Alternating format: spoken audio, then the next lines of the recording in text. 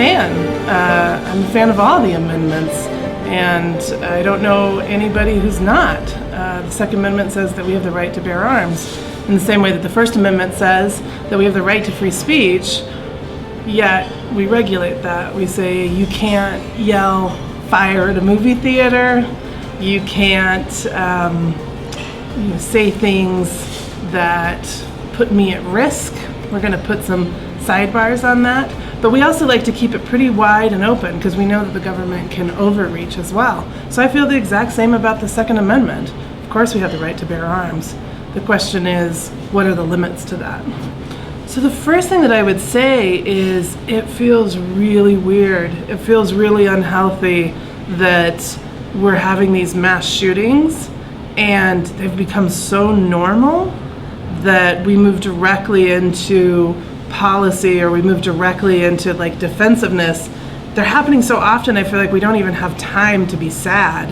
We don't even have time to mourn like the actual people who are really killed, whose lives are gone forever in these shootings. Like, we treat it as though it's like a phenomena, but these are our American citizens and now they're not here anymore. So yes, it's time to look at background checks. It's time to look at what we could do to protect ourselves and to turn the tide on this. But I also would feel really bad about myself if I joined in, that conversation that was part of dehumanizing these lives, like as though it was inevitable and as though the only way to talk about them is as a policy decision. Because they were somebody's family. They shouldn't just be a policy decision. That feels wrong. Yeah, one, it's not true that they don't work, right? I mean, I think that folks looked at what happened in Christchurch with their mass shooting there and said, oh look, there was this government buyback. That doesn't even work. Yeah, it does. It was actually wildly successful. The government's really happy about it, and they're happy that the people of New Zealand said, oh, we're so sad. We want to protect against government overreach, but we also don't think that, it's worth losing, our sons and daughters over. Same thing with Chicago, same thing with Washington, D.C. There hasn't been any measure that has been a magic bullet, it's a terrible phrase, to absolutely turn the tide against gun violence. But when you institute background checks, which 95% of Republicans support, we all support it. The only people who don't support it are the NRA. And the NRA right now, if we're taking our direction from them, I mean, look at them. Look at what they're doing. They are a house on fire. They're full of corruption. They're full of their own internal bad policies and fear-mongering. Why are we letting 95% of the country's will be subverted by a corrupt organization who has taken the public trust to teach us about gun safety, which is what they did when I was a kid. When I was an NRA Junior Eagle, I shot in tournaments and I got little prizes that the NRA sponsored, and the NRA made sure that we all knew about gun safety. Well, that's not the NRA that we have today. So they're very invested in telling people that Washington, D.C. and Chicago are full of thugs and racialized violence, but they're not talking about the roots of that violence. They're not talking about white supremacy.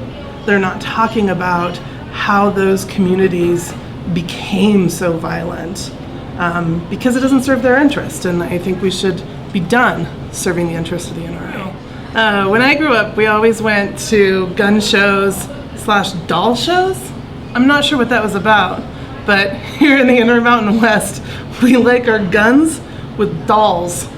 I don't know what that says about us, but yeah, we would go and look and buy guns at gun shows when I was a kid. My dad would barter a side of beef.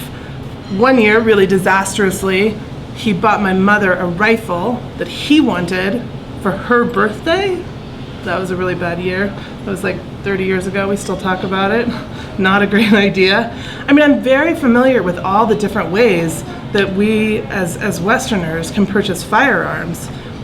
But we don't need to make universal background checks into a big bogeyman, because you can look at what it is. What's the word universal? Universal means all of us. Universal means that it applies equally across the board. So that doesn't just mean gun shows.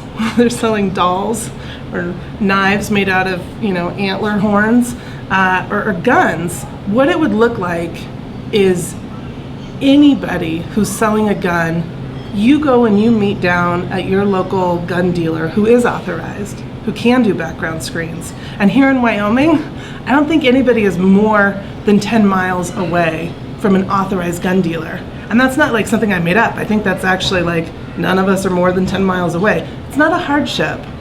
And you just go and they run a background screen on you. It reminds me of that Simpsons where Homer goes to purchase a gun at the gun dealership and he says, "Great, it'll be a 3-day waiting period." And Homer Simpson says, 3 days? But I'm mad now. Like, yeah, right, I know you're mad now. That's why we're not gonna sell you a gun right now, buddy. I can't imagine anything less neighborly than saying, I'm gonna make sure that a gun doesn't end up in the hands of a violent felon or someone who intends to go home and shoot his estranged wife and their children, or somebody who just has no business having a firearm because it's necessary that I get to have my gun immediately. That's not what the American public want. We don't want that.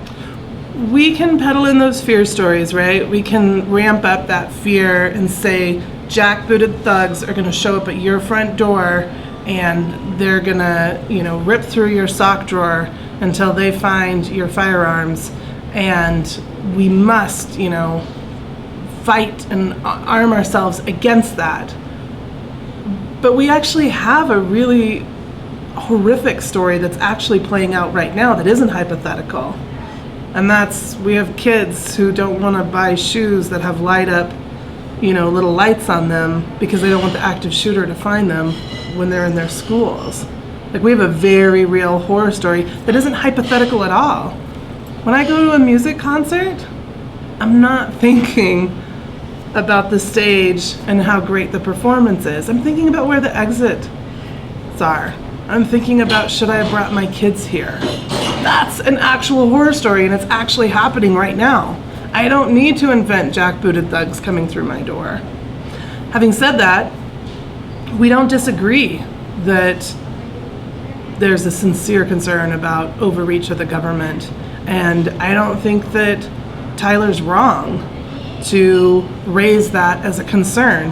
But the whole thing that legislators and what legislation exists to do is to balance our rights against everybody else's rights. That's what we do. It's not perfect. Sometimes, we get it wrong, but it's our job to find that balance, and we are wildly imbalanced right now. So, red flag laws, again, are part of that common sense solution, and they don't come out of how can I, terrorize law-abiding citizens and reach into their homes. They come out of largely women who've been murdered by their boyfriends or their husbands or their estranged partners, who everybody saw it coming a mile away. We have a case here in town where a pastor said he knew that this man was dangerous and he was armed, and his response to it was to bring a gun to the pulpit, right? Because he believed that man would show up at the Wednesday night Bible study, and he believed that he was a danger. Police officers couldn't do anything about it. Hadn't happened yet. So the man went to a restaurant here in town and he gunned his wife down there. Did they know that he was armed? Did they know that he was dangerous? Absolutely. But we decided that your right to have unimpeded access to firearms, no matter how homicidal or imbalanced you might be, was the greater good. But right now, I think people are starting to question that and say, is that the greater good? I don't think it is.